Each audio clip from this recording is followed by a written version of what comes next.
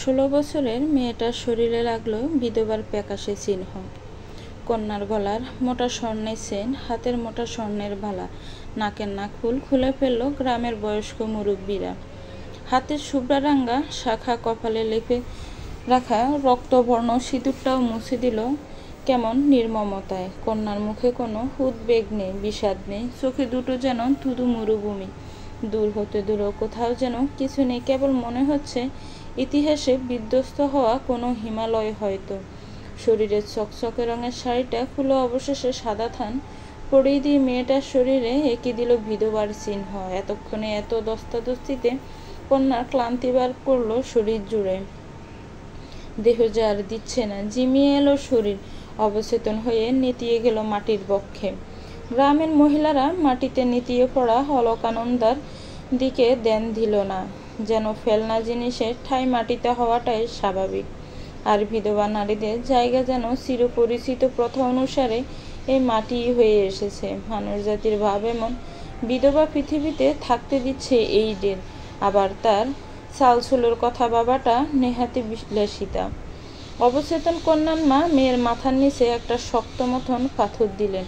মেয়েটা তার উঁচু বালিশ না হলে যে শুতেই পারত না। মায়ের মন কেঁদে উঠল হু হু করে, অথচ সেই মাকেও প্রাণ খুলে কাঁদতে দিল না প্রতিবেশী মহিলারা। বিধবা মেয়ে মানুষ মানেই অলক্ষী, তাদের জন্য চোখের জল জড়ানো সর্বনাশা কাজ।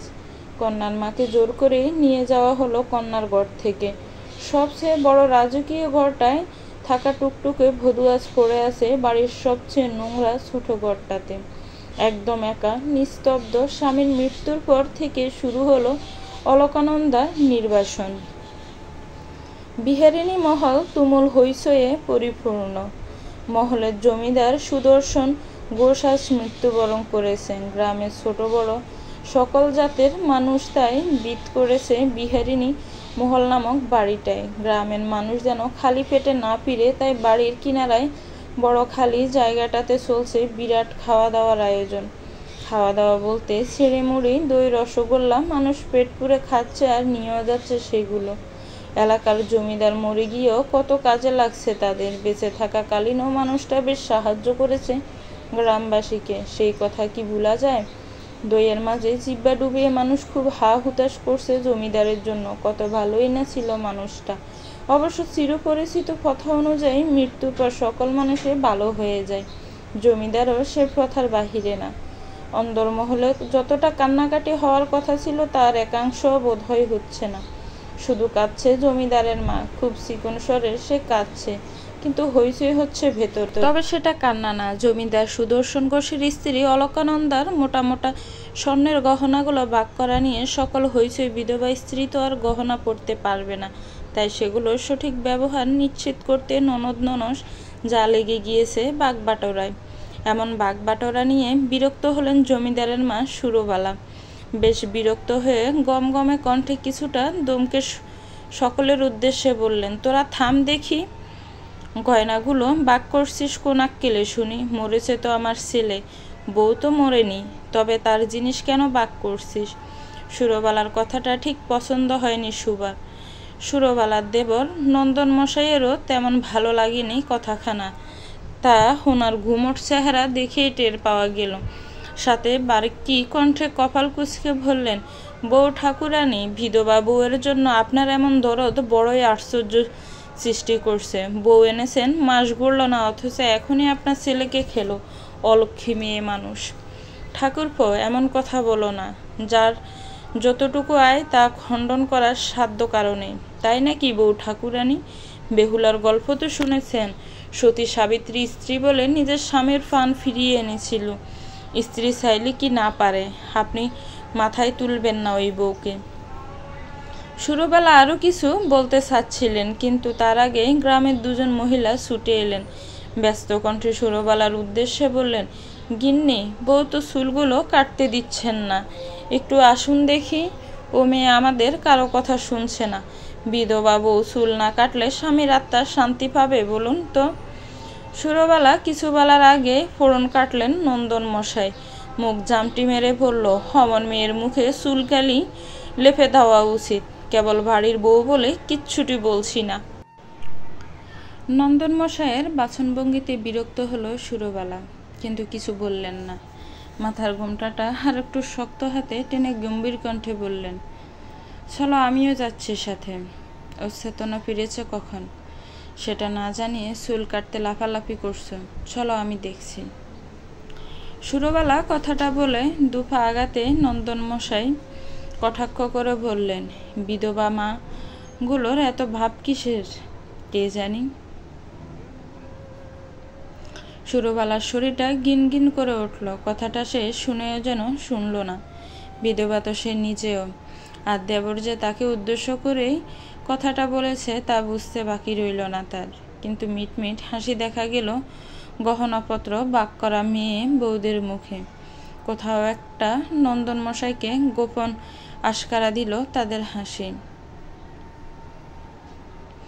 ছোট আদো আবসা করে এক কোনায় গাপটি মেরে বসে আছে অলকানন্দা। দু চোখে তার নিগার শূন্যতা, অথচ ঠাঁই মেলেনি অশ্রুর। তার জীবন সবসময় গতিশীল নদীর মতোই চঞ্চল। সেখানে বাসা বাঁধতে পারেনি নিস্তব্ধতা, অথচ স্বামীর মৃত্যু নামক শব্দটা তাকে টেনে এনে ফেলেছে কুলবিহীন সমুদ্রে। এখান থেকে বাঁচার উপায় কি, নাকি এভাবেই পার করতে হবে জীবন তরী?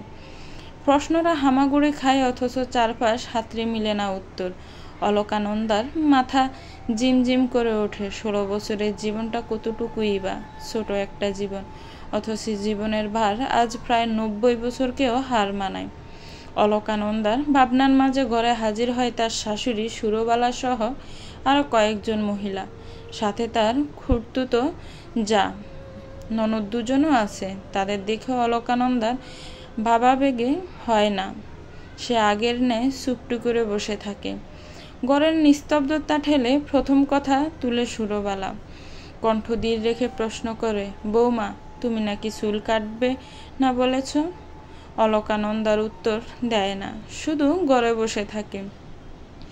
এতে বিরক্ত হয় তার ননদ ফানকড়িও মনোময়ূরী। ফানকড়ি তো রেগে মেগে বলে ওঠে, বৌরানী, এ কেমন তোমার ব্যবহার? স্বামী মারা যাওয়ার কোনো শোকতাপ তোমার মাঝে নেই, এখন আবার চুল কাটতে চাচ্ছ না, এসব কেমন আচরণ?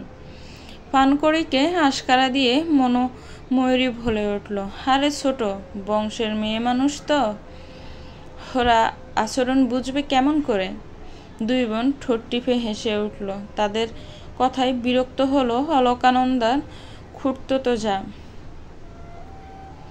কৃষ্ণপ্রিয়া। এক হাত গোমটাটা টেনে নিবিড় কণ্ঠেই বলল, আহা ঠাকুরজি, অমন করে বলছো কেন? মেয়েটা কষ্ট পাবে। তাতে তোমার এত দরদ কেন মেজো বউ? নাকি তোমারও ছোট বংশ বলে লেগে গেল? কড়ি আর ময়ূরী যেন কৃষ্ণপ্রিয়াকে ছোট করতে পেরে বেজায় খুশি হলো। তাদের খুশিকে আরও বাড়তে না দিয়ে ধমকে উঠল সুরবালা। চোখ রাঙিয়ে বলল, তোরা দুটিতে এক্ষুনি এখান থেকে বিদায় হবি। মেয়ে মানুষ নাকি তোরা? তাহলে আরেকটা মেয়েকে কিভাবে এত অপদস্থ করতে পারিস? তোদেরও তো বিয়ে হয়েছে, শ্বশুর বাড়িতে তো থাকিস না, বুঝবি কিভাবে বিবাহিত জীবনের যন্ত্রণা? সুরবালার কথায় খেপে গেল দু বোন। দাঁত কিরমির করে বলল, জেঠিমা, বাড়ির মেয়েকে তুমি এসব বলতে পারো না। আমরা এ বাড়ির মেয়ে, আমাদের বাপ দাদার বিটে এটা। ওরাও তবে এই বাড়ির বউ, ওদের শ্বশুর স্বামীর বিটে এটা। কোন কারণে ওরা তোদের কথা শুনবে যা বলছি? কড়ি আর ময়ূরী দাঁড়ালো না এক মুহূর্ত। গুমোট চেহারা নিয়ে চলে গেল দুবদাপ পায়ে। জেঠিমা সবসময় কড়া কথা বলে, তার সামনে কিছু বলা যায় না কখনো। সুরবালা আরেক পা এগিয়ে গেলেন, গম্ভীর কণ্ঠেই বললেন, চুল কাটবে না বলেছ তুমি? হ্যাঁ। অলকানন্দার অকপটেই উত্তর ভেসে এলো। ঠিক সেই মুহূর্তে দরজার সামনে উপস্থিত হয় তার পিসি শাশুড়ি লক্ষ্মী দেবী। নামে লক্ষ্মী হলেও কথায় জড়ে তীর। অলকানন্দার উত্তর তার কর্ণ অবধি পৌঁছাইতে সে তেতে উঠল। হায় হায় করে ছুটে এলো। অলকানন্দার বাহু নিষ্ঠুরভাবে টেনে ধরে চিৎকার দিয়ে বললেন, হায় হায়, এ কেমন অলক্ষী মেয়ে মানুষ! স্বামীটাতে গেছে, এর কোনো কষ্ট নেই বুকে, কি রং ওর শরীরে! এই বউ, তুই চুল কাটবি না কেন? তোর শাশুড়ি আমি আমি তো বিধবা হওয়ার সাথে সাথে চুলগুলো সব ফেলে দিছি। আমরা কি মরে গেছি? এটা নিয়ম, চুল ফেলতেই হবে। স্বামীর আত্মা না হয় শান্তি পাবে না। যে মরে গেছে তার আত্মীয় শান্তি খুঁজছেন পিসিমা, অথচ আমি বেঁচে আছি, আমার জীবিত আত্মার কথা ভাবছেন না যে? এই মেয়েই তো কি শান্ত বউ হয়েছিল, তাই না? স্বামীটা মারা যেতে ওর মুখে খই ফুটছে যেন। সি সি, কেমন মেয়ে মানুষও। শোনো বউ, চুল তোকে কাটতেই হবে। চুল আমি কাটবো না পিসিমা, আমার শখের চুল এগুলো। লক্ষ্মী দেবী যেন রুষ্ট হলেন অলকানন্দার কথায়, তাই তৎক্ষণাৎ টেনে ধরলেন অলকানন্দার চুলের গোছা। হাঁটু ছাড়িয়ে যাওয়া চুলগুলো সব নিয়ে নেন নিজের হাতের মুঠোয়। ব্যথায় অস্থির হয়ে ওঠে মেয়েটা। সুন্দর মুখশ্রী লাল বর্ণ ধারণ করে আকুতি মাখা কণ্ঠে বলল, আমার লাগছে পিসিমা, ছেড়ে দেন আমারে। কিন্তু সেই আকুতি ছুতে পারে না পিসির মন। ছুটে আসে সুরবালা, নিজের ননাসের হাতখানা চেপে ধরে শক্ত কণ্ঠে বলেন, বড়দি, ছেড়ে দেন বউয়ের চুলগুলো। লক্ষ্মী দেবীর হেলদোল কথা দেখা গেল না সে কথায়। সুরবালা আরও বার কয়েক ছাড়তে বলার পরও শক্ত হাতে মুঠ করে ধরে রাখে সেই চুল। অথবা সুরবালা তার ননাসের হাতখানা টেনে ছাড়িয়ে দেন। জামটি মেরে বলেন, বউ চুল কাটতে না চাইলে কাটবে না, কেউ যেন জোর করতে না আসে। ছোট ভাইয়ের বউয়ের কথায় খেপে যান লক্ষ্মী দেবী। দাঁত কিরমির করে একবার সুরবালা আর একবার অলকানন্দার দিকে তাকিয়ে বলে, চুল তো এ মেয়েকে কাটতেই হবে। যে নিয়ম আমরা করেছি সে নিয়মও করবে না কেন? ছোট বংশের মেয়ে, এত দেমাগ, ও চুল থাকবে না। কথা শেষ করে হনহনিয়ে বেরিয়ে গেল সে। মুখ নাক কুচকে বেরিয়ে গেল প্রতিবেশী মহিলারাও। ঘরে পড়ে রইল দুজন স্বামীহারা নারী, যারা আজ বেঁচে থেকেও মৃত। সুরবালা নিজের পুত্রবধূর কাছে গিয়ে জড়িয়ে ধরল মেয়েটাকে। সাদা শাড়িতেও 16 বর্ষীয়া কন্যাকে স্বর্গের অপ্সরা থেকে কম লাগছে না। কি বিশাল চুলের গোছা মেয়েটার, হাঁটু অবধি সেই চুল। এত সুন্দর মেয়েটার জীবন কেবল থেমে যাবে বিধবা নামের নিমেষে। চঞ্চল তো কম ছিল না মেয়েটা। সে নিজে পছন্দ করে তার 30 বর্ষের ছেলের জন্য এই ছোট মেয়েটাকে এনেছিল। 1 মাসও হয়নি বিয়ের। মেয়েটার সবসময় উড়ে বেড়ানোর ইচ্ছে ছিল। একটা সাদা শাড়ির কি এমন ক্ষমতা যে উড়ে বেড়ানোর ইচ্ছেটাকে শিকল দিয়ে আটকাবে? অলকানন্দ চোখ পাথর। সে মিনমিন কণ্ঠে বলল, আমি চুল কাটবো না মা, আমি এমন সাদা শাড়ি পরবো না, না না না। সুরবালার কান অবধি ফোঁসায় সে কথা। অতঃপর বেশে আসে দীর্ঘশ্বাস। এ সমাজ বড্ড কঠিন যে বিধবার ইচ্ছে এত সহজে যে এ সমাজ মানবে না। যুদ্ধ করতে হবে তার জন্য অনেক। ছোট অলকানন্দা পারবে তো? সংশয়ের বুক কাঁপে সুরবালার। বিহারিণী মহল এ বিচারে বসেছে। বিচারের বিষয়বস্তু হলো অভদ্র মেয়ে মানুষের চুল কাটা। অন্দরমহলে ছোটখাটো একটা বৈঠক বসেছে। অন্দরমহলের এক কোনায় দাঁড়িয়ে আছে অলকানন্দা। তাকে নিয়েই এই বৈঠক আয়োজন।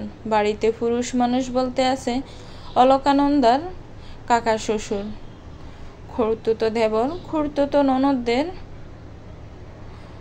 স্বামীরা এবং তার বাবা, আর বাকিরা সবই মেয়ে। বিচার কার্যের সবচেয়ে অবদান বেশি লক্ষ্মী দেবীর। তিনিই হইচই করে রব তুলেছে বাড়ির বউ বেশ্যা। না হয় স্বামী মারা যাওয়ার পরও কারো মনে রং থাকে? নিশ্চয় পর পুরুষের সাথে দেহ মিলানোর দান্দা। রূপ না থাকলে পুরুষ মানুষ কি আর দেখে চোখে দেখবে? এমন আরো বিশ্রী বিশ্রী উদাহরণ দেখিয়েই এই বিচার কার্য সাজানো হয়। অলকানন্দার চুপচাপ যেন সুউচ্চ হিমালয় দাঁড়িয়ে আছে তার বিশালতা নিয়ে। মুখ খুললেন নন্দন মশাই। আপাতত বাড়িতে বড় বলতে সেই আছে, তাই বিচারের বার আজ তার কাঁধে। নন্দন মশাই আরাম কেদারাখানায় আয়েসি ভঙ্গিতে হেলান দিয়ে অলকা নন্দার দিকে দৃষ্টি ফেলে বললেন, তা বউ, তুমি নাকি চুল কাটবে না জানিয়েছ? নিজেকে তুমি কি ভাবো বিরাট কিছু? নাকি সব তোমার পড়াশোনা জানো বলো অহংকার, নাকি অন্য কিছু?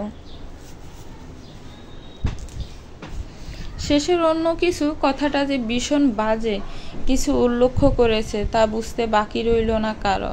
তার উপর কথাটা বলার সময় নন্দন মশাইয়ের ঠোঁটের কোণে ক্ষুধার্ত হাসির এক রেখা দেখা গিয়েছিল। তা গোপন হয়নি অলকানন্দার দৃষ্টিতে, যা তাকে ভেতর থেকে আরেকটু কঠোর করল।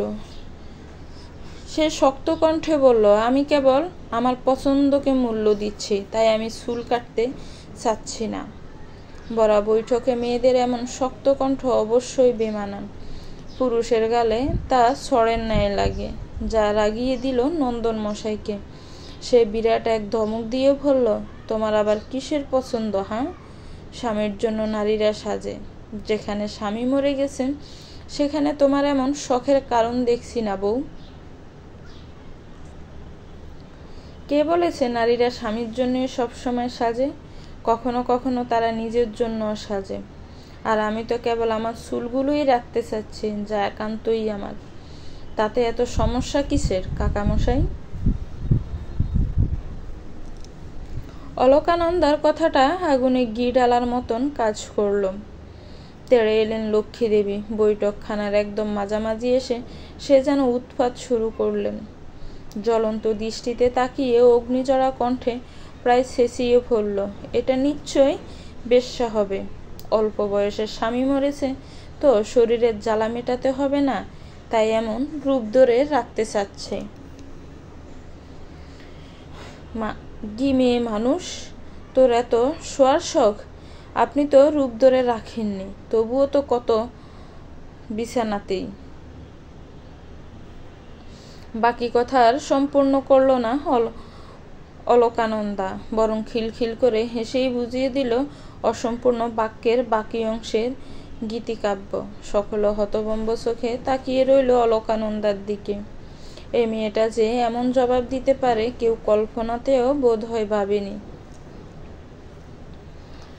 সুরবালা বিস্ময় ভরা চোখ নিয়ে তাকিয়ে থাকে নিজের সদ্য বিধবা পুত্রবধূর দিকে। এই তো সেদিন যখন মেয়েটাকে ঘরে তুলে আনলো, চারপাশে তুমুল শঙ্খধ্বনি উলুধ্বনির শব্দে এক বিশাল আয়োজন যেন। মেয়েটা চোখ তুলে তাকালো না অবধি, মাথা নত করে এক হাত ঘোমটা টেনে কাছুমাছু ভঙ্গিতে দাঁড়িয়েছিল। শুভরাত্রির পরের দিন মেয়েটা দিন দুনিয়া ভুলে শাশুড়ির কাছে এসে বায়না জুড়ল তাকে যেন তার বাবার বাড়ি পাঠিয়ে দেওয়া হয়, কারণ স্বামীর সোহাগ নামক ব্যাপারটা তার কাছে ভীষণ অদ্ভুত আর যন্ত্রণাদায়ক লেগেছে। এমন সোহাগ তার চাই না। সুরবেলা লাজ লজ্জার মাথা খেয়ে অবুঝ পুত্রবধূকে স্বামীর সোহাগের তাৎপর্য বুঝালেন, স্বামীর মর্ম বুঝালেন, অথচ সেই অবুঝ মেয়েটা কেমন যেন বুঝদার হয়ে গেল এক মাসে।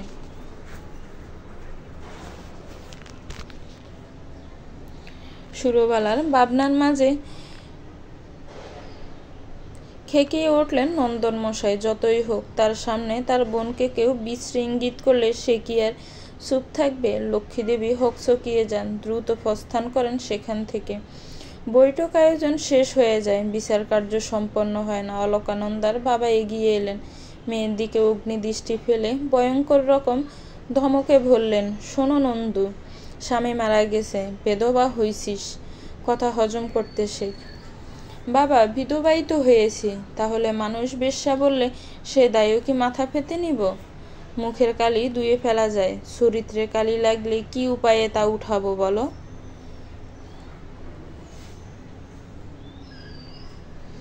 তোকে কিন্তু তোর বাপের ভিটেতে ফেরত নেওয়া হবে না। ঘরে তোর আরো 2টা বিয়ের উপযুক্ত বোন আছে, সে কথা ভুলে গেলে চলবে না। একে তো বিয়ের 1 মাসের মাথায় স্বামীটা গেল, তার উপর তোর এমন বেহায়াপনার কথা শুনলে তোর বোনগুলার বিয়ে দেব কিভাবে আমি? বেধবা মেয়ে ছেলের জন্য আমার ঘরের দোর বন্ধ, অলক্ষী মেয়ে মানুষ। কথা শেষ করে ভদ্রলোক বাড়ি থেকে বেরিয়ে যান। অলকানন্দা বাবার যাওয়ার পানে তাকিয়ে রইল। কারো মৃত্যু কি কারো হাতে লিখা থাকে? অথচ তার স্বামীর মৃত্যুর জন্য পুরো সমাজ তাকে দায়ী করেছে। সুরবালা এগিয়ে এলেন, পুত্রবধূর পিঠে হাত রেখে গম্ভীর কণ্ঠে বললেন, তোমাকে চুল কাটতে হবে না। আমার ছেলে মারা গেছে তাই বলে তোমার শক্ত আর গলা টিপে মারতে পারি না। অলকানন্দা ফেল করে তাকিয়ে থাকে শাশুড়ির দিকে। বিয়ের পর শাশুড়ি তাকে দিয়ে মাছ কাটিয়েছে। অলকানন্দা মাছ কাটতে পটু ছিল না, তবুও দমকে কাটিয়েছে মাছ, রান্না করিয়েছে। হাত পুড়ে গিয়েছে বলে দুসার কথাও শোনাতে ভুলেননি। অথচ সে মানুষ আজ হৃদয় পুড়ছে বলে মলম লেপে দিচ্ছে, যেখানে নিজের ভাবা অবধি পুরানোর কাজ করেছে।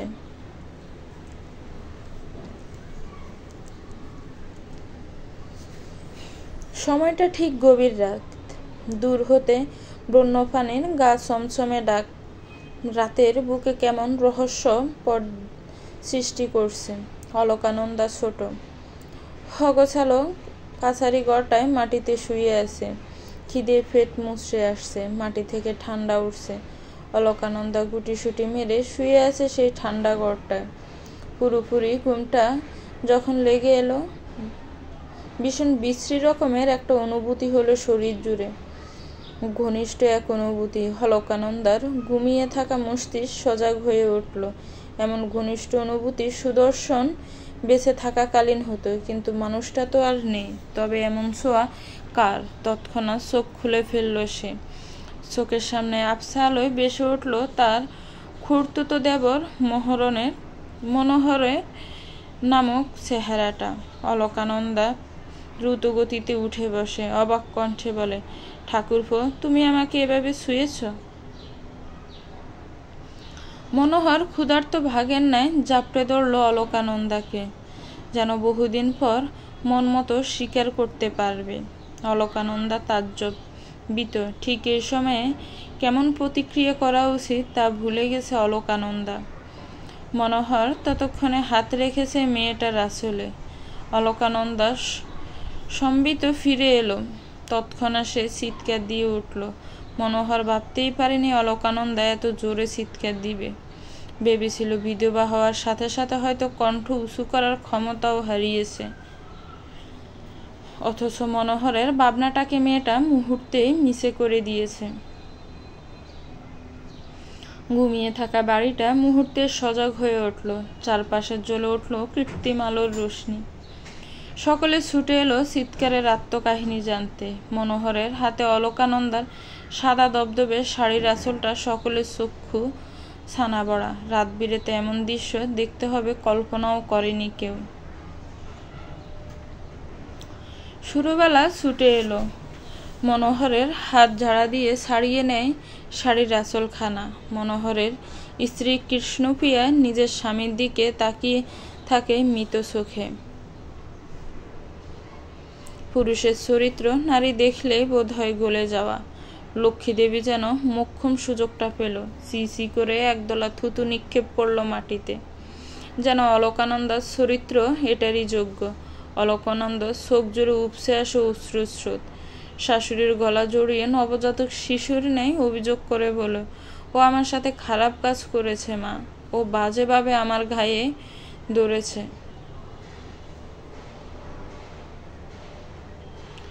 শুরুবেলা নিজের সন্তানের ন্যায় দেবরের ছেলের দিকে তাকিয়ে থাকে। ছেলেটার চরিত্র একদম বাপের মতন হয়েছে। বাপেরও যেমন এই বয়সে চুকচুক স্বভাব, ছেলেটারও তাই। শুরুবেলা কিছু বলার আগে হামলে পড়ে লক্ষ্মী দেবী। মুখ জামটি মেরে বলে, আমার বাইপোর তো খেয়ে দিয়ে কাজ নেই, রাত বিরেতে সদবাবু ফেলে বেদবার কাছে আসবে। নিশ্চয়ই তুই ডেকেছিস বউ, এই জন্যই তো চুল কাটতে চাসনি, রূপ ধরে রেখেছিস। পুরুষ মানুষকে সুযোগ দিয়েছিস তাই এসেছে। এখন এত ন্যাকামো করছিস কেন বাছা?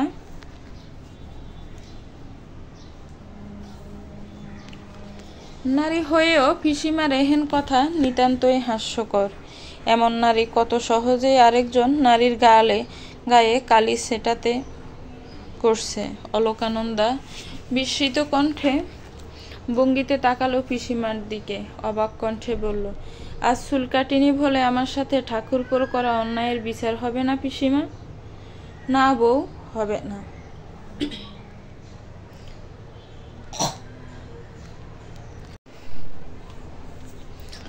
মনোহর বিজয়ী ভঙ্গিতে বাঁকা হাসলেন, যেন কোনো রাজ্য জয় করে এসেছে। কৃষ্ণপ্রিয়া স্বামী সে হাসির দিকে তাকায় ঘৃণা ভরা দৃষ্টি নিয়ে। একজন মানুষ ঠিক কতটা ঘৃণা করা উচিত তা জানা নেই ওর, কিন্তু ও পৃথিবীর সমান ঘৃণা ঢেলে দিয়েছে স্বামীর নামে। একজন স্ত্রী জানে তার স্বামীর চরিত্র কেমন। সুরবালাও কিছু বলতে পারলেন না। কিছু বললে হইচই হলে ঘরের কথা বাহিরে যাবে, বদনামটা লেখা হবে বিধবা মেয়েটার নামেই। কারণ এই মাটিটা নরম, আর মানুষ নরম মাটি খামচে ধরতে পছন্দ করে। অলকানন্দা শাশুড়ির ফানে তাকায় বিচারের আশায়, অথচ মানুষটা নির্জীব। অলকানন্দার ভেতর কেমন কঠোর একটা সত্তা জেগে ওঠে। নরম কোমল মেয়েটা কঠোর হয়ে ওঠে নিমিষে। কেমন শক্ত কণ্ঠে আবার জিজ্ঞেস করে, ঠাকুরপুর বিচার হবে না তাই তো পিসিমা? না, লক্ষ্মীদেবীর তৎক্ষণাৎ উত্তর। লক্ষ্মীদেবীর উত্তর দিতে দেরি অলকানন্দ ছুটে বেড়ালো গড় জুড়ে। কেউ কিছু বুঝে ওঠার আগেই কোথা থেকে একটা মাঝারি আকারের কেসি এনে কেটে ফেলল গভীর রহস্যমাখা বিরাট চুলের গোছাটা। ঘাড় অবধি চলে এলো অসম্ভব সুন্দর সেই চুলগুলো, যেই চুলের ভাঁজে একসময় মুগ্ধ হতো কত শত পুরুষ, এমনকি নারীও। সেই চুল আজ ভীষণ অবহেলায় গড়াগড়ি খাচ্ছে মাটিতে। সবাই হতভম্ব দৃষ্টিতে তাকিয়ে রইল মেয়েটার দিকে। সব চুলগুলো ঘাড় অবধি করে শান্ত হলো মেয়েটা। দূরে ছুঁড়ে মারল হাতের ধারালো কেসিটা, যা মাটিতে পড়ে বিরাট শব্দ তুলল।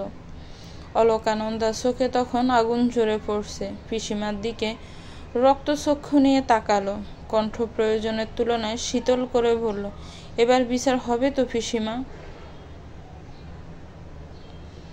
লক্ষ্মীদেবীর গলা যেন শুকিয়ে এলো। অলকানন্দার শীতল কণ্ঠ কাঁপিয়ে দিল তার শিকড়।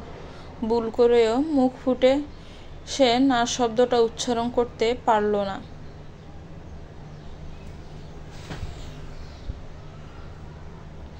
প্রকৃতিতে তখন ভারী বর্ষণ, গাছপাতা সব ভিজে একাকার। বৃষ্টির ফোঁটা যেন নৃত্য করছে দুহাত তুলে।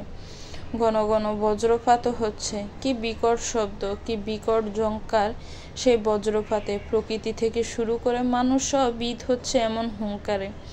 মধ্যরাত্রিরে বিহারিণী মহলের বিরাট বৈঠকখানা জুড়ে আবার শুরু হয়েছে বিচার কার্য। এখন আর নন্দনমশাই আরাম করে আরাম কেদারায় বসে নেই। এখন তার কপালে চিন্তাদের ঘাড়বাজ। বৈঠকখানায় এদিক থেকে ওদিক হাঁটছে গুরু গম্ভীরভাবে দুহাত পেছনে নিয়ে। সবাই দাঁড়িয়ে আছে নিশ্চব ভঙ্গিতে, যেন এখানে নীরবতায় শ্রেয়। নন্দনমশাই বোধ হয় হাঁটতে হাঁটতে কিছু ভাবলেন, অতঃপর কণ্ঠ কঠিন করে বলল, বউ, তোমার অভিযোগ আমার পুত্র মনোহর তোমার শয়নকক্ষে গিয়েছিল, তাই তো?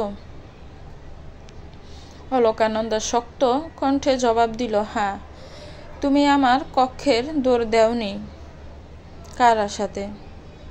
এতক্ষণ দৃষ্টি নিচের দিকে সীমাবদ্ধ থাকলেও উক্ত কথা কর্ণগোচর হতে চোখ তুলে তাকালো অলকানন্দা। এত বাজে রকমের প্রশ্ন তার পিতৃতুল্য শ্বশুর করতে পারে সে বোধ করি কল্পনাতেও ভাবেনি। ভাইয়ের মোক্ষম সময়ে মোক্ষম প্রশ্নে খুশি হলেন লক্ষ্মীদেবী। মাথায় ঘোমটা টানা আঁচলটা দুলাতে দুলাতে বলল, পুরুষের ছোঁয়া পাওয়ারও শখ, আবার ছুতে গেলে সমস্যা। তা বউ, নন্দনের প্রশ্নের জবাবটা দে। দোরটা খুলে রেখেছিস কার জন্যই?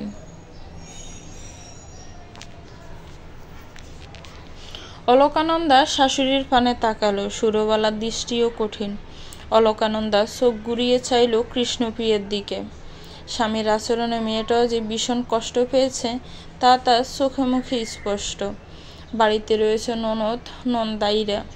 এমন ভরা সম্মানের বাজারে নিজের সম্মান হানিটা বড্ড ঘায়ে লাগলো অলকানন্দার। সে শক্ত চোখে নিজের পিসি শাশুড়ির দিকে তাকিয়ে বলল, যে যেমন অন্যকে তেমন বাবা মনুষ্য জাতির স্বভাব পিসিমা। তবে যাই বলুন, দুধ আর গোল যেমন এক জিনিস না, তেমন আপনার চরিত্র আর আমার চরিত্র এক নয়। লক্ষ্মীদেবী হজম করতে পারলেন না এমন চিরন্তন সত্য কথাটা।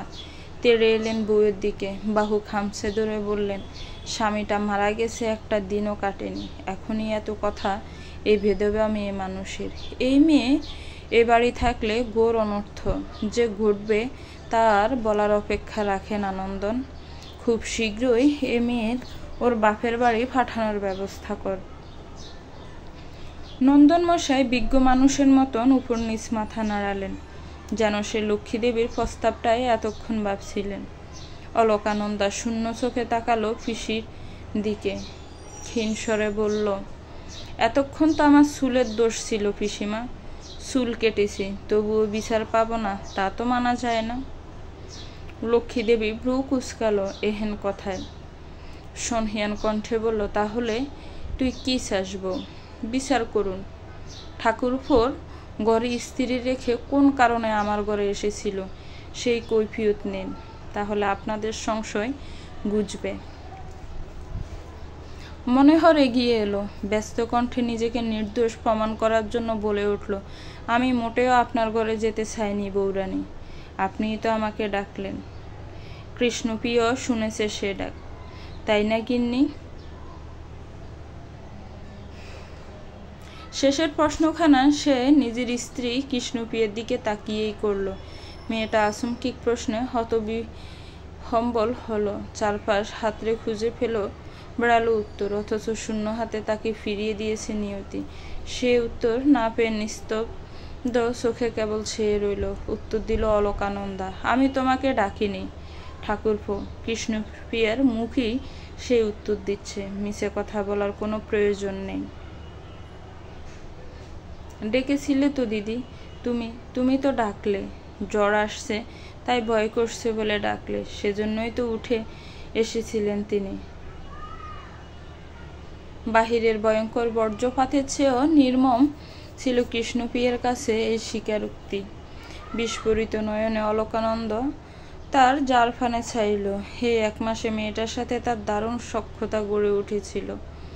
তার বয়সের চেয়ে 2 বছরের ছোট কৃষ্ণপ্রিয়া হয়ে উঠেছিল তার গল্পের জুলি, অথচ মেয়েটা কিনা এতটাই স্বামীভক্ত যে আরেকটা মেয়েকে মুহূর্তে চরিত্রহীন প্রমাণ করতে এক মুহূর্ত ভাবল না। লক্ষ্মীদেবীর মুখে দেখা দিল আনন্দ উৎসব, সাথে পান করি আর মনময়ূরীও বেজায় খুশি হলো। পান করি তো বলেই উঠল, বৌরানী শরীরের এত খিদে, বললেই তো পারতে। বললে কি তুমি তোমার স্বামীকে পাঠাতে শালিকা? পানকড়ির কথায় হাস্যরসিকভাবে মারাত্মক উত্তরটা দিলেন মনময়ূরীর স্বামী প্রসাদ। পানকড়ির ঠাট্টা যেন মাঠেই মারা গেল।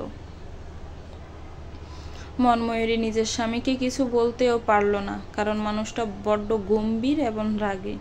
তার বাড়ির এমন তামাশা যে মানুষটার মোটেও পছন্দ হচ্ছে না তা সে জানে, তাই তো স্বামীর সামনে দুটো কটু কথা বলতে চেয়েও বলতে পারল না।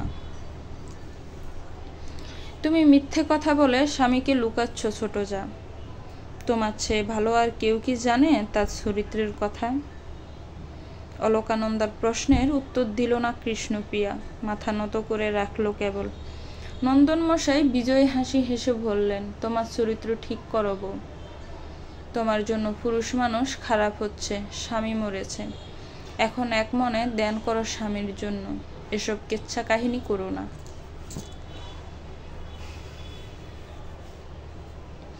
অলকানন্দা উত্তর দিল না সে কথার। ধীরগতিতে 1 পা 2 পা করে এগিয়ে গেল মনোহরের কাছে।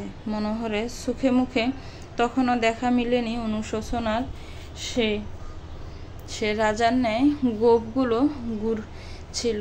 অলকানন্দা স্থান কাল পাত্র বিচার না করে তার চেয়ে 12 বছরের বড় পুরুষটার গালে বসিয়ে দিল সপাটে চড়। একটা চড়ে ক্ষান্ত না সে, পরপর আরো একটা চড় বসিয়ে তবেই নীরব হলো। উপস্থিত সকলে স্তব্ধ হয়ে গেল মুহূর্তে। তুমুল বৃষ্টির শব্দ চাপিয়ে চড়ের শব্দটা ভয়াবহ শোনালো। লক্ষ্মীদেবী যেই না তেড়ে আসতে নিলেন, অলকানন্দার সামনে ডাল হয়ে দাঁড়ালো সুরবালা। বিধবার সাদা আস্তরে গেরা শক্ত খোলসের নারীটা থামিয়ে দিল তার ননাসকে। অতঃপর তার দেবর নন্দন মশাইয়ের দিকে তাকিয়ে রুক্ষ কণ্ঠে বললেন, ঠাকুরপো, এই বিচার কার্য এখানে সমাপ্তি টানলে সকলের মঙ্গল হবে। আশা করি কি বলতে চেয়েছি বুঝতে পেরেছ। বউ ঠাকুরন, আপনি আপনার চরিত্রহীনা পুত্রবধূরই পক্ষ ধরছেন। আমি সত্যের পক্ষ ধরছি, আর তুমিও জানো আমার সত্যিটাই রত্ন। নন্দনমশাই আর কথা আগানোর সাহস পেলেন না, হাত গুটিয়ে চলে গেলেন নিজের ঘরে। একে একে বিদায় নিল সকলে। বিশাল ঘরটাতে কেবল দাঁড়িয়ে রইল অলকানন্দা আর সুরবালা। সকলে প্রস্থান নিতে শক্ত পাহাড়ের ন্যায় অলকানন্দা ভেঙে পড়ল। শাশুড়ির পা জড়িয়ে হাউমাউ করে কেঁদে উঠল। বাঁচতে চাওয়া তুমুল তৃষ্ণা নিয়ে বলল, মা, আমি কিন্তু সত্যিই ঠাকুরপুকে ডাকিনি। আমাকে বাঁচান, ওরা বাঁচতে দিবে না আমায়। সুরবালা পুত্রবধূর মুখ চেপে ধরে, শক্ত কণ্ঠে বলে, কান্নার শব্দ যেন বাহিরে না যায়। ওদেরকে বুঝতে দেওয়া যাবে না তোমারও কান্না পায়, তাহলে কিন্তু তোমাকে ওরা আর হাসতে দিবে না। আর আমি জানি তুমি সত্যি বলছো। মনে রেখো, তুমিই সত্যি, তুমিই সুন্দর, আর সত্যির সৌন্দর্যতা তোমার ভেতর আছে, যা এ বাড়ির বাকিদের ভেতর তেমন দেখা যায় না।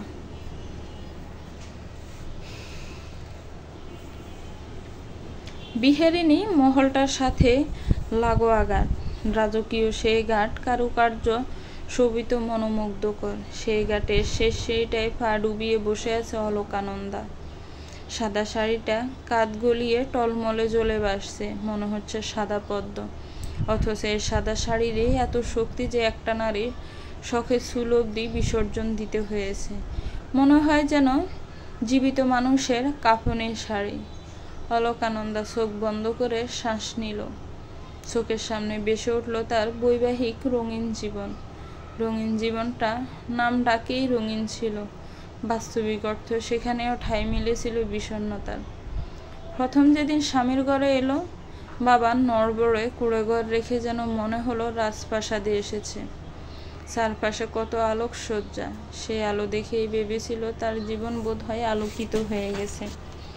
কিন্তু তার ভাবনা বেশিক্ষণ স্থায়িত্ব পেল না। স্বামী তাকে কেবল ভোগ্য বস্তু ছাড়া কিছুই ভাবেনি। সারাদিন নতুন বধূর কোনো খোঁজ না নিলেও রাতে সোহাগের নামে করেছে নির্মমতা। সবটাই মুখ বুজে নিয়েছে সে। কিন্তু তবুও তো সে থাকতে চেয়েছিল সেই যন্ত্রণা নিয়ে। কিন্তু ভাগ্য তার ভেলাতেই নিষ্ঠুর। অপরাহ্নে শেখ বাগ সময়টা, আবারও আবহাওয়া জানান দিচ্ছে বৃষ্টি আসবে বোধ হয়। বাবির অন্দরমহলে জ্বলে উঠেছে কৃত্রিম আলোর রোশনি। অলকানন্দার দৃষ্টি স্থির জলের পানে। হঠাৎই তার পিঠে শীতল হাতের ছোঁয়া পেল।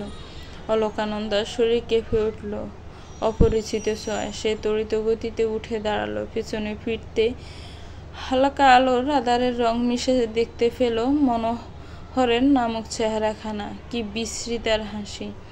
অলকানন্দার লতার পনে অঙ্গখানা কেঁপে উঠল সেই দৃষ্টিতে। মনোহর অলকানন্দার ডান হাতের বাহুটা শক্ত মুঠে ধরল। অলকানন্দার বাহু গলে পড়ে থাকা আঁচলে দৃষ্টি দিয়ে মিষ্টি কণ্ঠে বলল, বউ ঠাকুরন, দাদা চলে গিয়েছে 3 দিন তো হলো। তোমার তৃষ্ণা জাগে না সোহাগ পাওয়ার? ঠাকুরপো, তোমার দুঃসাহস দেখে আমি হতভম্ব। সেদিন চোরের কথা ভুলে গিয়েছ? অলকানন্দার অগ্নিজড়া কথার বিনিময়ে মনোহর শীতল। অলকানন্দার ভিজে আঁচলটা তুলে নিজের নাকের সামনে ধরল। বেশ জোরে শ্বাস নিল, যেন আঁচল থেকে নিংড়ে নিল সকল অমৃত। অলকানন্দা প্রতিবাদ করল না, মুচকি হেসে জিজ্ঞেস করল, আসলে কিসের প্রাণ পাচ্ছ ঠাকুরপো? মনোহর বড্ড অবাক হলো। এত নিবিড় তো অলকানন্দার আচরণ হওয়ার কথা ছিল না। মনোহরকে চুপ থাকতে দেখে অলকানন্দা আবারও বলল, কিসের প্রাণ পেলে ঠাকুরপো? আমার মৃত স্বামীর অস্তিত্বই এই আঁচল জুড়ে। আমার শখের মৃত্যুর শ্মশান এখানে। পাচ্ছ আমার অস্তিত্ব পুড়ে যাওয়ার ঘ্রাণ? মনোহর তৎক্ষণাৎ ছেড়ে দিল আঁচলটা। তার মধ্যে গাটু উপস্থিত হলো কৃষ্ণপ্রিয়া। আঁচল ছাড়ার দৃশ্য দৃষ্টিগোচর হয়নি তার। তাই তো ভীষণ অবাক কণ্ঠে বলল, দিদি, তোমরা এখানে? অলকানন্দার দৃষ্টি শীতল, খিলখিল করে হেসে বলল, তোমার স্বামী তো আমার দেহ তৃষ্ণা মেটায়। সেদিন তো তুমিই বললে বলা সবাই। আমি তো তোমার স্বামীকে ডাকি, দোষ না করে দোষের ভাগিদার হলাম, তাই ভেবেছি আজ ডেকেই ফেলি। তোমার তো আর সমস্যা নেই তোমার স্বামী কোথায় গেল না গেল তা নিয়ে, তাই ভাবলাম আমার তৃষ্ণাও মিটিয়ে ফেলি, কি বলো?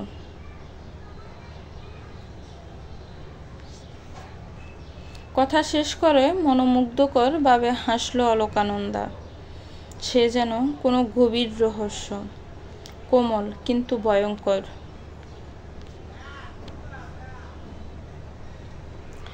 মানুষের মৃত্যুর পর 3 দিন দিনগুলো বোধ করি দ্রুত অতিক্রম করে। সুদর্শন জমিদারের মৃত্যুর পর চলে গেল 4 দিন। আবার গ্রামের মানুষদের জন্য বিরাট খাবার দাবারের আয়োজন করা হলো। আজ বিহারিণী মহলে চুলাতে আগুন ধরানো হবে, সেই আয়োজনই চলছে অন্দরমহলে। দেখা বোঝার উপায় নেই যে এই বাড়িতে কেউ মারা গিয়েছে, মনে হচ্ছে যেন বাড়ির একমাত্র কন্যার বিয়ের আয়োজন। কি বিশাল করে শুরু হয়েছে সে আয়োজন। অলকানন্দা ভর দুপুরে শাড়ির আঁচল মেলে মাটিতে শুয়ে আছে। সাদা শরীরে সাদা শাড়িটা যেন ভয়ঙ্কর রকমের সৌন্দর্য সৃষ্টি করেছে।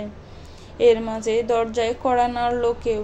অলকানন্দার কুলবিহীন ধ্যানের সমাপ্তি ঘটল কড়া নাড়ার শব্দে। সে উঠে বসল, কণ্ঠ খানিকটা উঁচু করে প্রশ্ন করল, কে?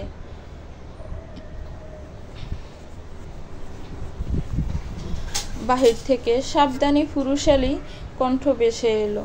অলকানন্দা দূর খোলেন, আমি প্রসাদ। পরিচিত কণ্ঠ পেতে অলকানন্দা উঠে দাঁড়ালো। তার ননদের স্বামী প্রসাদ সম্পর্কে তার ছোট হলেও তাকে সবসময় নাম সম্বোধন করেই ডেকেছে।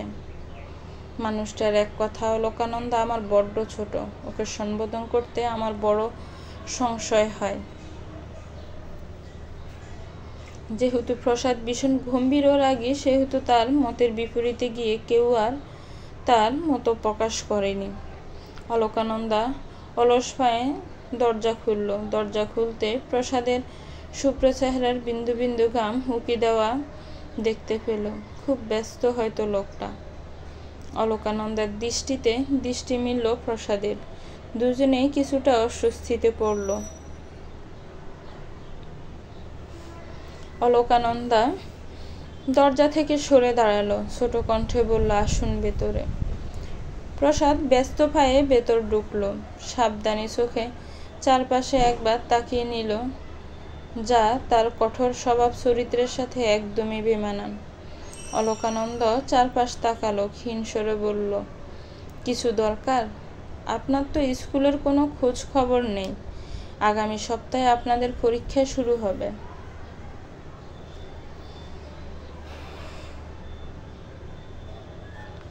অলকানন্দার কথার বিপরীতে বড় বড় চোখে চাইল। বিয়ের পর স্কুলের কথা সে প্রায় ভুলতেই বসেছে। শ্বশুরবাড়ির চাপে বই নিয়ে বসার কোনো সুযোগ হয়নি। কি পরীক্ষা দিবে সে? মাত্রই তো নতুন ক্লাসে উঠল। নতুন বই তো তার বড্ড অপরিচিত। তার উপর বর্তমানের পরিবেশ অবস্থা যা, আদৌ সে পরীক্ষা দিতে পারবে কিনা সন্দেহ। নিজের ঝামেলা বারাক্রান্ত জীবনে কথা ভাবতেই হতাশার শ্বাস বেরিয়ে এলো বুক ছিঁড়ে। অলকানন্দাকে চুপ থাকতে দেখে প্রসাদ আবার তাড়া দিয়ে বলল, কি করবেন ভাবছেন? বেশি দিন তো নেই।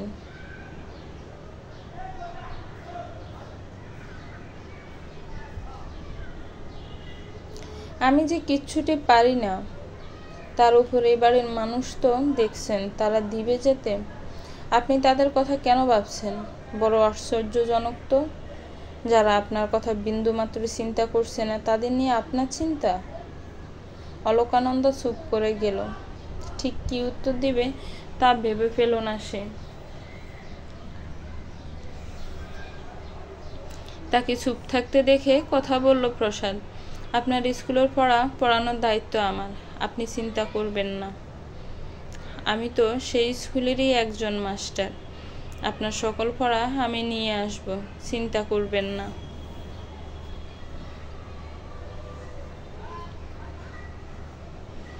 প্রসাদের দিকে অলকানন্দ কৃতজ্ঞতার দৃষ্টিতে তাকায়। প্রসাদকে সে বিয়ের আগে থেকেই চেনে। তারা স্কুলের শিক্ষক, সে বিয়ের পর সম্পর্ক হয়েছে ননদের স্বামী। অলকানন্দা মুচকি হেসে বলল, চিরজীবন কৃতজ্ঞ থাকব।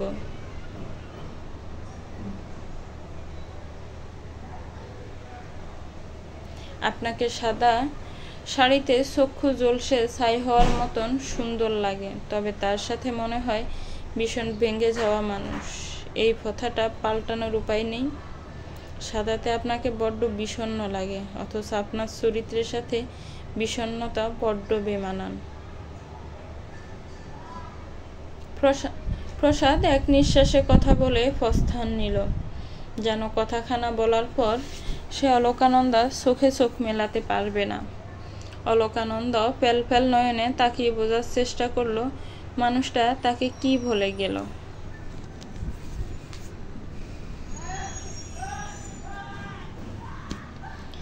বিশাল আয়োজন উঠান জুড়ে। বিকেল নেমেছে ধরার বুকে। গ্রামের সকলের খাবার শেষ হওয়ার পর খাবার খেলো বাড়ির মানুষ। সবশেষে খাবার জুটল অলকানন্দার ভাগ্যে। একটানা ফল খেতে খেতে মুখে অরুচি ধরে গেছে তার। তাও দিনে একটা কি দুটোর বেশি ফল পাওয়া যায় না। স্বামীর মৃত্যুর পর স্ত্রীদের বাকি জীবন নাকি সংযম করে কাটাতে হয়, আর সেজন্যই স্বল্প পরিমাণে আহার করতে হবে।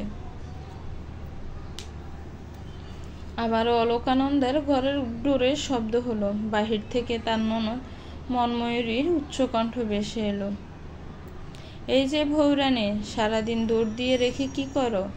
এমন তো না যে ঘরের স্বামী আছে তার সাথে সোহাগ করছো। দৌড় খোলো। অলকানন্দা দাঁড়িয়েছিল তার নড়বড়ে জানালার কোণ ঘেঁষে। ননদের এমন তুচ্ছ ঠাট্টায় গা ঘিন ঘিন করে উঠল তার। তার মধ্যেই বাহির থেকে আবার হাঁক ছেড়ে ডাকলো মনময়ূরী, তাড়াতাড়ি দৌড় খুলে বাহিরে আসো দেখি, তোমার স্বামীর নামে যজ্ঞ হচ্ছে, সেখানে ডাকছে তোমাকে। তাড়াতাড়ি আসো, কাপড়টা বদলে শুদ্ধ বস্ত্র পরে আসবে, আমি যাই। অলকানন্দা চুপ করেই রইল। যখন সে অনুভব করলো দরজার সামনে আর দাঁড়িয়ে নেই মেয়েটা, ঠিক তখনই সে দরজাখানা খুলল। এপাশ থেকে ওপাশ তাকালো। বাড়ির বউ মেয়ে জি হতে কারো দেখা পেল না আশেপাশে। সাবধানে পায়ে বেরিয়ে গেল সে। মনের মাঝে উত্তাল ঢেউ। একটা ভিন্ন কিছু করার ইচ্ছে তাকে নাড়িয়ে দিচ্ছে।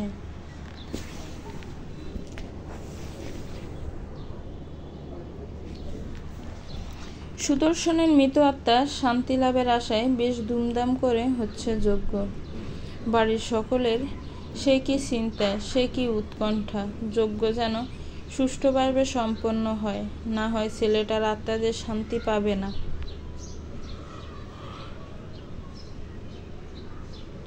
অথচ যে মেয়েটা বেঁচে রইল বিধবা নামের অভিশাপ নিয়ে, তার আত্মার কোনো শান্তিই যেন নেই কারো। সকলের ভাব এমন যে স্বামীর সাথে সাথে মেয়েটাকে চিতায় ছড়ায়নি, এটাই তো অনেক।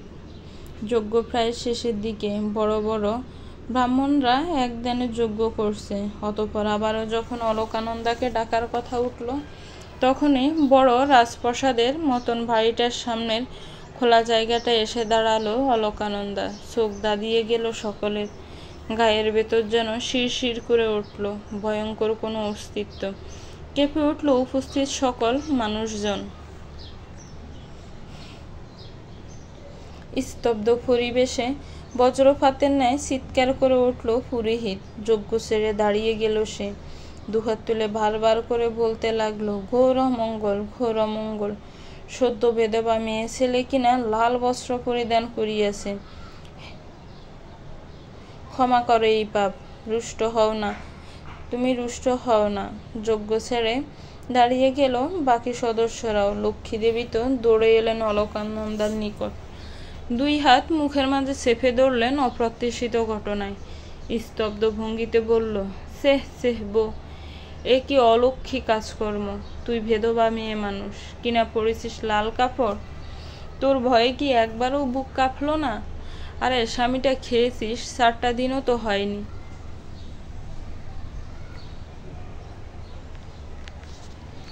অলকানন্দা যেন পাথর, লাল শাড়িতে দাঁড়িয়ে থাকা জীবিত পাথর। ছুটে এলেন অলকানন্দার মা। মেয়ে জামাইয়ের যোগ্যতে তিনিও উপস্থিত ছিলেন। মেয়ের এমন ভয়ঙ্কর কর্মকাণ্ডে বিস্মিত স্বরে তিনি নিজেও সে ব্যস্ত পায়ে এগিয়ে এলেন। মেয়ে হাত ধরে অবাক কণ্ঠে জিজ্ঞেস করলেন, মা, তোর স্বামী নেই আর, কার জন্য তুই এমন রঙিন কাপড় পরেছিস? কেন মা, আমি নিজের জন্য কি এটা করতে পারি না?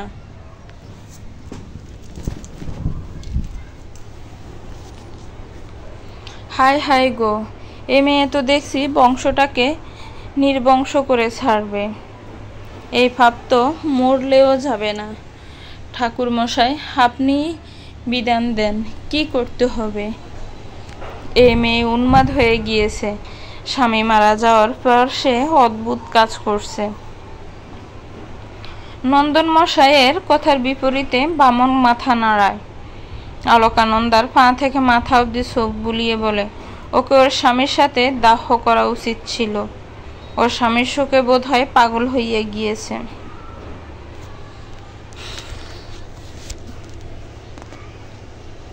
তাহলে এর থেকে বাঁচার উপায় কি? তোমাদের এই পুত্রবধূকে ওর স্বামীর পাশে দাহ করো। ও যে ঘোর অন্যায় করিয়াছে, জীবিত অবস্থায় ওর দেহে আগুন জ্বালিয়ে দিলেই সেই পাপ পড়ে যাবে, না হয় তোমার বংশের জন্য বিপদ ডেকে আনবে।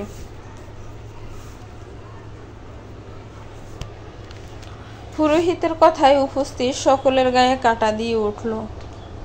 উদ্বেগ দেখা দিল না অলকানন্দার দেহে। সেও যেন দেখতে চায় রঙিন হওয়ার জন্য তাকে কতটুকু ফুটতে হবে।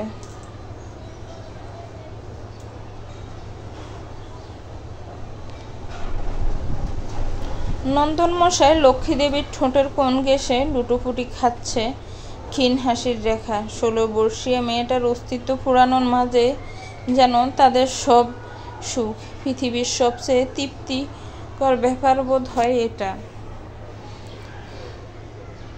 উলুধ্বনি দেওয়া শুরু করলো বাড়ির মেয়ে দুজন, যেন পুরোহিতের বিধান তাদেরকে স্বর্গে পৌঁছে দিবে।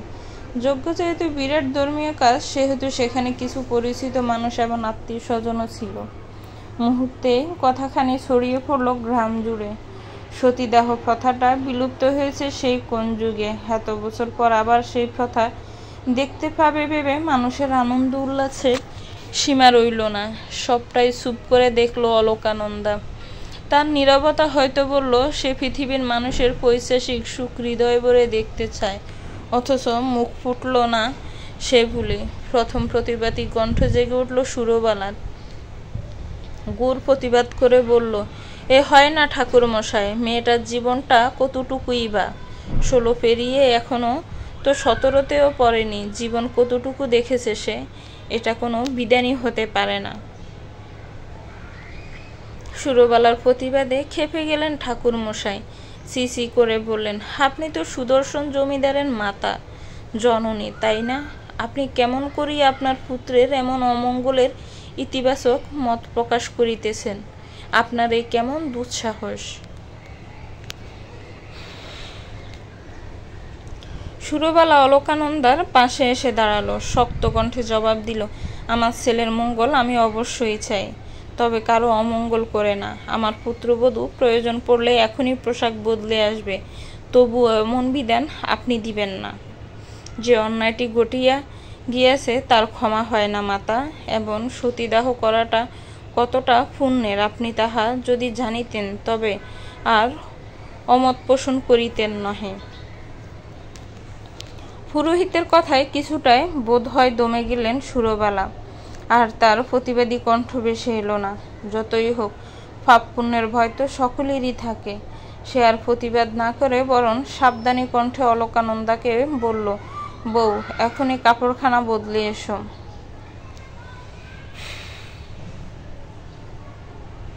সুরবালার এই আদেশটি যেন পরম অবহেলায় জেড়ে ফেলে দিল অলকানন্দা। বরং ক্ষীণ স্বরে বলল, আমি লাল রঙের কাপড়টাই পরে থাকবো মা। সুরবালা অবাক হলেন, বিস্মিত হলো উপস্থিত সকলে। মেয়েটা যে একদম উচ্ছন্নে গিয়েছে তা আর বলার অপেক্ষা রাখে না। পুরোহিত ধমকে উঠলেন, এই কন্যার শাস্তি হতেই হবে অবশ্যই। স্বামীহারা নারীর এমন ইচ্ছে বড়ই আশ্চর্যজনক। আমার বিধানে ধার্য করা হইল, এই মেয়েকে খুব শীঘ্রই চিতায় উঠানোর ব্যবস্থা করা হোক। আপনার মাও তো জীবিত আছে ব্রাহ্মণ ঠাকুর, তবে না হয় প্রথাটা সেখান থেকে শুরু হোক।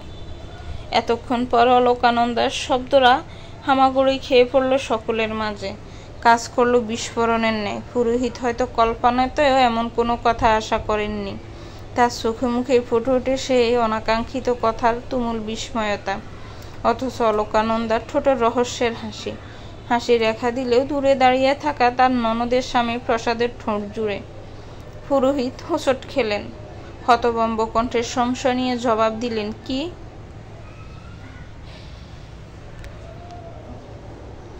বিধবাকে চিতায় ছড়ালে যদি পুণ্য অর্জন করা যায়, তবে সেটা আপনার ঘর থেকে না হয় শুরু করুন, আপনার মায়ের থেকে।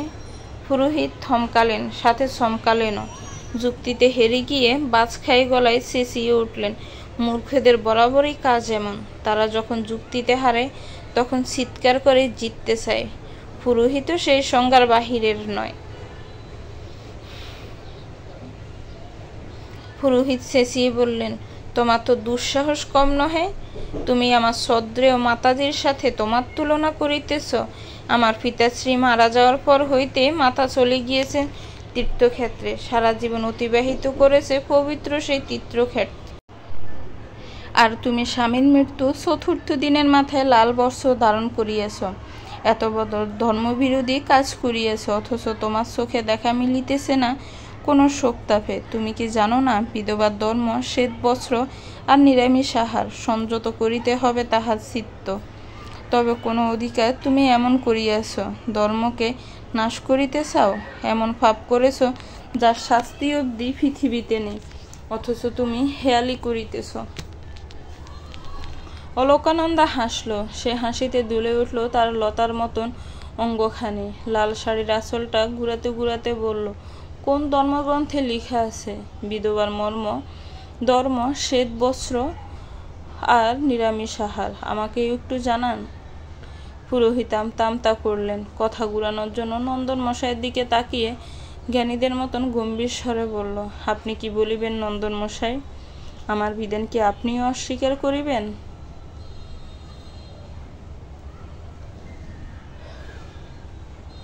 না না, কখনোই না। নন্দন মশাইয়ের তৎক্ষণাৎ উত্তরে হেলদোল দেখালো না অলোকানন্দা। যেভাবে নিস্তব্ধতা নিয়ে এখানে এসেছিল সেভাবেই নিস্তব্ধতা ঠেলে চলে গেল এখান থেকে। সবাই যেন হতভম্ব হয়ে গেল। মেয়েটা মোটেও এত গা ছাড়া ছিল না। হুট করে কিভাবে মেয়েটার এত পরিবর্তন হলো তা নিয়ে জল্পনা কল্পনা চলল আকাশ সমান। পুরোহিত বুঝলো তার এমন যুক্তিহীনতা চলবে না এখানে, তাই চুপিসারে যজ্ঞটা সেরে ফেলল। কিন্তু মনে মনে কৃত্রিম পুণ্যের লোভ তাকে তাড়িয়ে মারছে।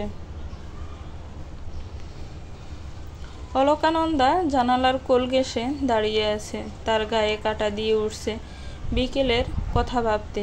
ভাগ্যিস তার মনের ভেতর ভয়টা তখন মুখ লুকিয়েছিল, না হয় কেমন হতো গতি। হাগুনি লিখা ছিল সমাপ্তি। ছোট মেয়েটা চিত্ত ক্লান্ত হয়ে এলো, লড়তে লড়তে ক্লান্ত সে। দৌড়ঝাঁপ, পড়াশোনা, সাঁতার কাটা যার জীবন প্রধান কাজ ছিল, সে কিনা আজ স্বামীর চিতার আগুনের তাপে জ্বলসে যাচ্ছে। অলোকানন্দা দীর্ঘশ্বাস ফেলল। ঘরের ভেতর লণ্ঠনের আলো মিটমিট করে জ্বলছে, বাহির থেকে ভেসে আসছে কানা কুয়োর করুণ সুর। বোধ হয় তারও স্বামী মরেছে, চিতায় উঠেছে তার সকল সুখ, হয়তো সেই শোকে কাঁদছে কানা কুয়ো। অথচ অলোকানন্দার ভাগ্য কেমন, একটু মন খুলে কাঁদারও সুখ তার নেই। ভাবনার মাঝে অলোকানন্দার দরজায় কারাঘাত পড়ল। নিস্তব্ধতার মাঝে সে শব্দে কেঁপে উঠল অলোকানন্দা। ভয় কমানোর জন্য বুকে থুতু দিল, অথবা কণ্ঠ উঁচু তেঁতুলে জিজ্ঞেস করল, কেউ?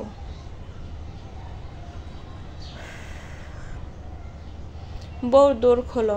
নিজের শাশুড়ির কণ্ঠ পেতে অলোকানন্দা মন শান্ত হলো। বিকেলে অবশ্য মানুষটার আদেশ সে অমান্য করেছিল, কিন্তু তার যে বাড়িতে সবচেয়ে ভরসাস্থল এটাই, তা কি সে জানে না? অলকানন্দা আঁচলটা টেনে বাহুতে তুলল, অতঃপর ধীরগতিতেই দরজাটা খুলল। পুত্রবধূকে দরজা খুলতে দেখে সুরবালা চোখ মুখ শক্ত করে তাকালেন। কঠোর মুখেই অলকানন্দের ঘরে ঢুকলেন। সবটাই নিবিড় চোখে পরখ করল অলকানন্দা।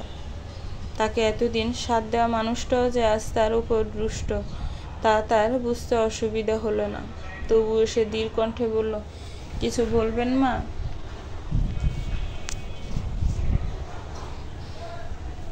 তুমি কি কাউকে পছন্দ করো বউ?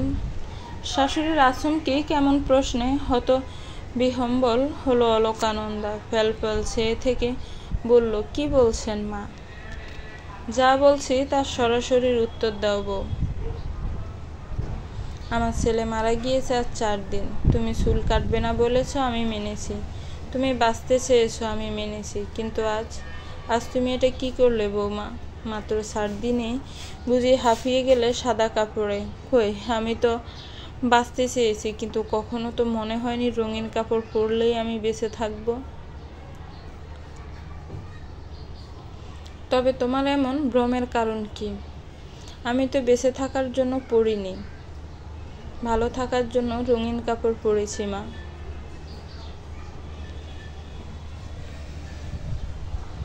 সাদা কাপড়ে ভালো থাকা যায় না?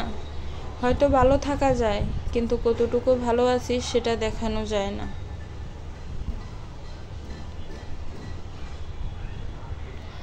বউ, আমার ছেলেটার সাথে 1টা মাস ছিলে তুমি। 1 মাসে 30টি দিন।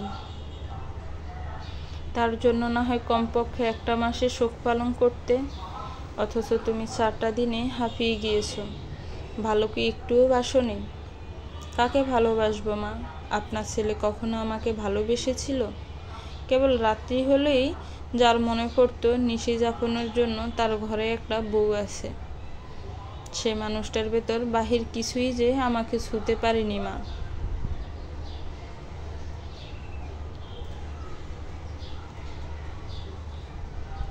সুরবালার কোমল মন হুট করে যেন শক্ত হয়ে গেল। হুট করে সে কর্কশ কণ্ঠে প্রশ্ন ছুড়ল, তাহলে তুমি রঙিন বস্ত্রই পরবে? হ্যাঁ, তবে এ বাড়ি তোমাকে ছাড়তে হবে বউ, যতই হোক। আমার মৃত ছেলের স্ত্রীর রঙিন কাপড় পরে আমার সামনে হেঁটে বেড়াবে আর আমি তার 2 চোখ ভরে দেখব, সেটা সম্ভব না। এক্ষুনি তুমি বাড়ি ছাড়বে, রঙিন বস্ত্র পরো, তবে বাড়ির বাহিরে গিয়ে। গল্পটা কেমন লেগেছে একটি কমেন্টস করে জানাবেন। গল্পটা ভালো লাগলে একটি লাইক করবেন, গল্পটাকে শেয়ার করবেন, আর আমার চ্যানেলটাকে প্লিজ সাবস্ক্রাইব করবেন যারা অলরেডি